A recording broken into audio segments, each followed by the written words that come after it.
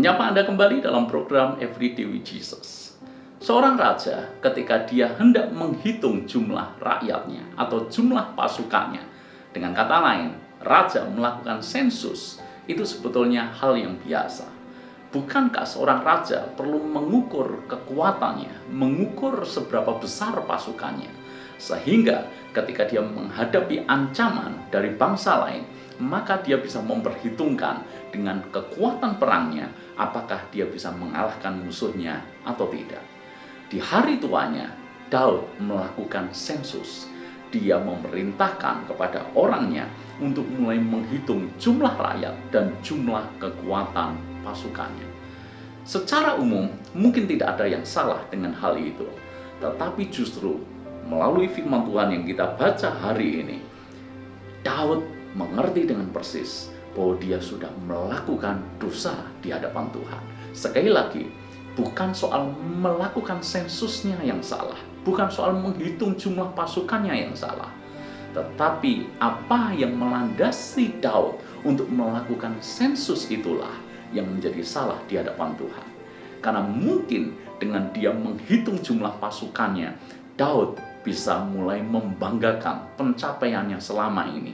Dan Daud mungkin bisa mengalihkan dari sebelumnya mengandalkan Tuhan, sekarang menjadi mengandalkan kekuatannya sendiri. Itulah yang membuat Daud bersalah di hadapan Tuhan. Saya tidak akan bahas akan hal itu, tetapi saya justru akan bahas bagaimana respon Daud ketika dia melakukan sebuah kesalahan.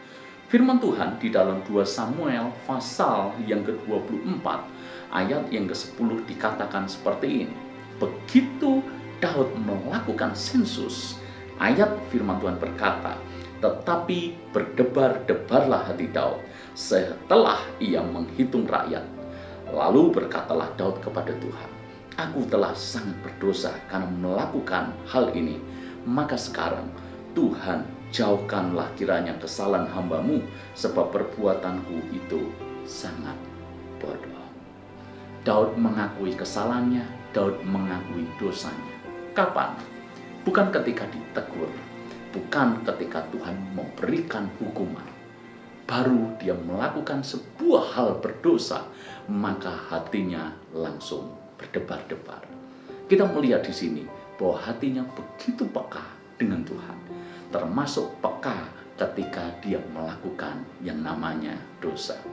Ada banyak orang Kristen berbuat dosa, berbuat seenaknya, melawan Tuhan, tetapi tidak peka-peka juga.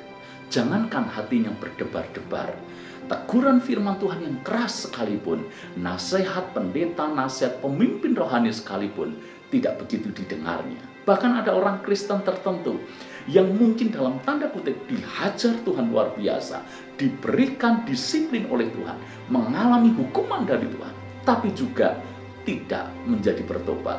Ini orang Kristen yang bebal, ini orang Kristen yang tidak peka rohaninya. Tapi hari ini saya mengajak kita semuanya belajar dari Raja Daud. Hatinya sedemikian peka, sehingga ketika dia melakukan sebuah dosa, dia langsung menyadarinya dan dia memutuskan untuk bertobat. Bagaimana kita bisa menjadi orang yang peka seperti Daud? Selalu lekat dengan Tuhan, selalu dekat dengan Tuhan. Kalau kita dekat dengan Tuhan, maka hati kita akan mengerti dan semakin mengenal hati Tuhan itu seperti apa. Sehingga jangankan kita melangkah dosa yang sedemikian jauh, baru sedikit saja kita memikirkan dosa, alarm di dalam hidup kita, yaitu Roh Kudus, akan berbicara keras kepada kita semuanya. Sehingga sebelum kita lanjut kepada dosa yang semakin dalam, kita sudah memutuskan untuk menyesal, bertobat, dan mengizinkan Tuhan memulihkan kita. Mari belajar memiliki hati yang peka seperti Daud. Tuhan memberkati kita.